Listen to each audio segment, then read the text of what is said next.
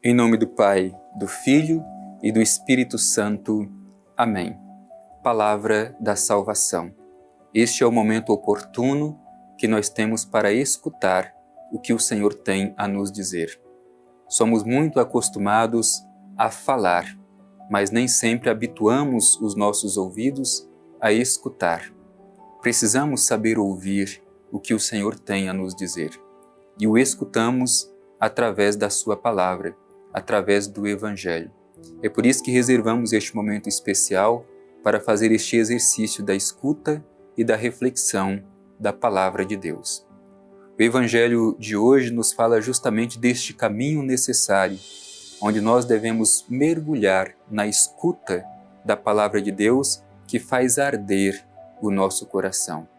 Vamos também nós fazer este caminho, permitindo que a Palavra de Deus aqueça o nosso coração e, deste modo, reconhecer a presença de Cristo vivo, presente, que caminha conosco ao longo da nossa vida. Vamos escutar com atenção.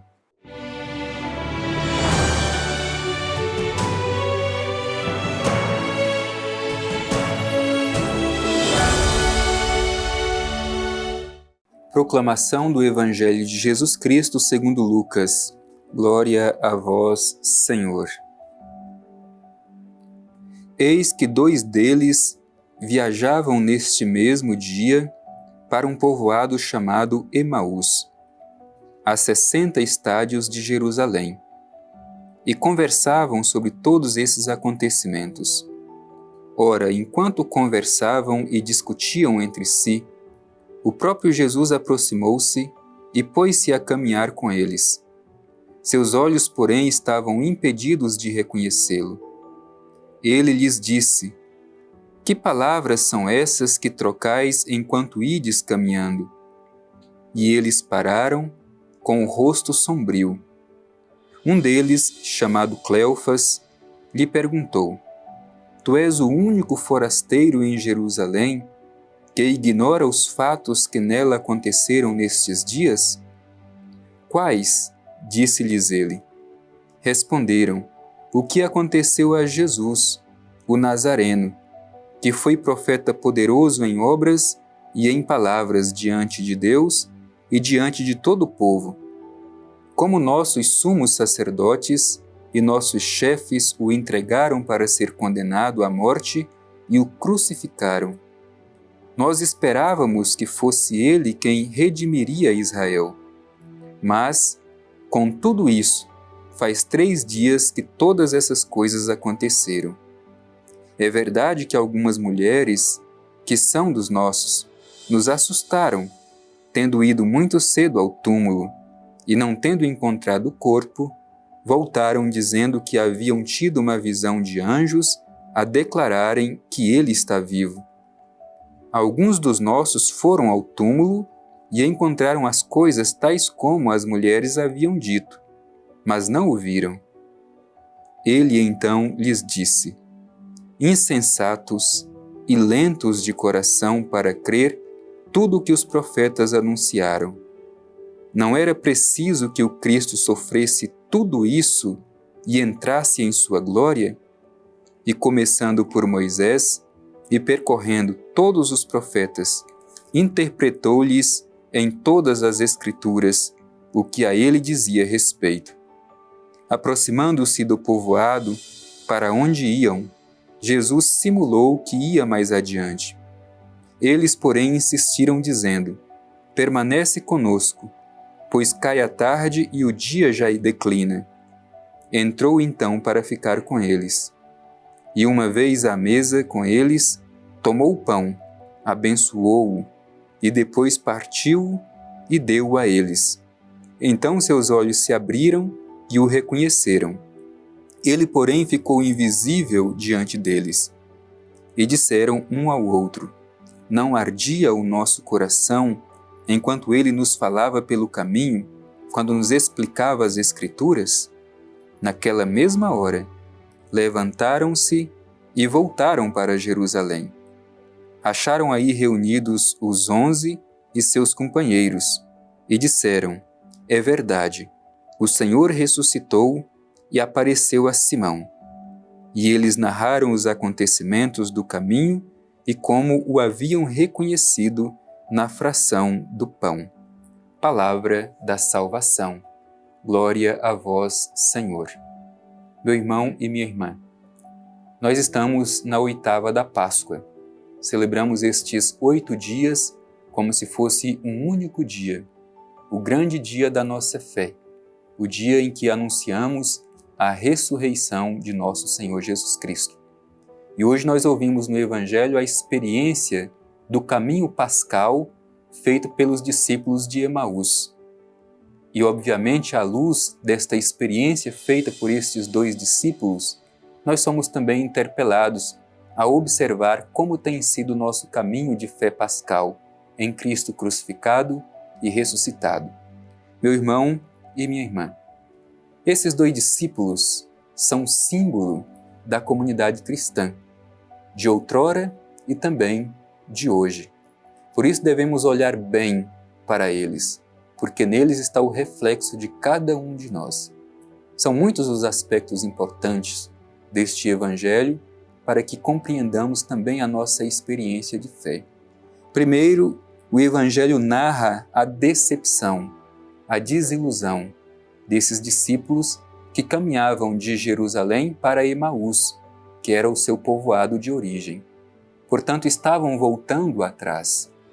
Haviam feito uma experiência de decepção, esperavam tanto no Messias, no Redentor, no Salvador. E como diz o próprio Evangelho, já fazia 3 dias que tudo havia acontecido com estes que esperavam que fosse um grande profeta e Salvador de Israel. Havia sido condenado e crucificado. E é muito bonito porque isso representa todas as nossas desilusões, todos os nossos cansaços e desânimos. Isso representa todas as vezes em que nós, por causa dessas experiências de fracasso, queremos voltar atrás. Não temos a coragem de continuar o nosso caminho. E é iluminado por isso que nós também somos chamados a recobrar a nossa força e o nosso ânimo. Qual a postura de Jesus diante daqueles que estavam desiludidos e desanimados? Primeiro, Jesus se aproxima, diz o Evangelho, Jesus se aproxima deles. E um outro elemento bonito é este: Jesus se coloca na realidade das pessoas. É ali, naquela realidade de dor, de desânimo e de fracasso, que Jesus começa um caminho com esses discípulos. Jesus poderia simplesmente ter aparecido e dito: sou eu o ressuscitado. Mas ele respeita o processo das pessoas. Talvez isso para nos ajudar também como que devemos nos aproximar das pessoas que hoje estão desanimadas e desiludidas. É preciso se colocar no lugar delas e fazer um caminho com elas para que elas possam sair da situação de desânimo e do sentimento de fracasso. Por isso Jesus caminha com os seus discípulos fazendo esta catequese, com perguntas. Jesus sabia de tudo, afinal de contas, tudo o que aconteceu foi exatamente com ele. Mas ele pergunta o que aconteceu, o que eles conversam pelo caminho. E então escuta o lamento, as palavras de desolação daqueles discípulos que voltam a Emaús.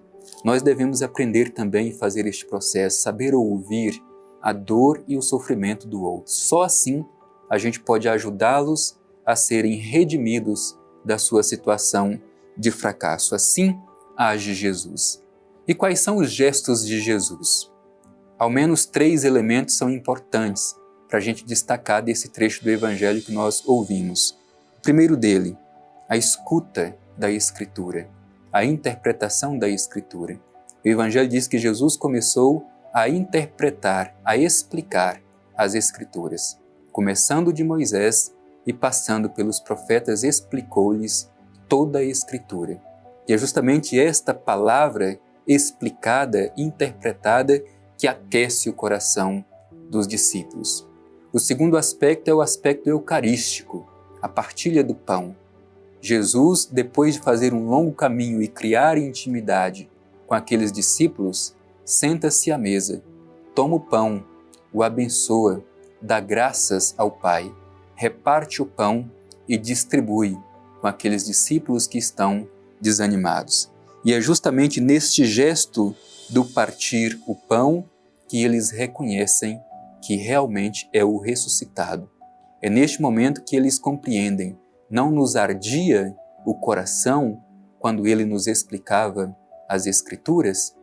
E ainda um outro elemento importante para nós é o elemento comunitário, a comunidade. Como é importante a fé cristã, a fé pascal é para ser vivida em comunidade. Naquele momento, os discípulos percebem que não dá para voltar atrás. Por isso retornam a Jerusalém para a comunidade, onde estão os outros discípulos e testemunham o ressuscitado. Portanto, para nós ficam estas perguntas: como nós temos feito o nosso caminho de fé pascal? Como temos valorizado a escuta e a interpretação da Palavra de Deus? Como temos participado da Eucaristia e que valor temos dado para a comunidade? Sem estes elementos, não podemos reconhecer a presença de Cristo vivo, ressuscitado entre nós.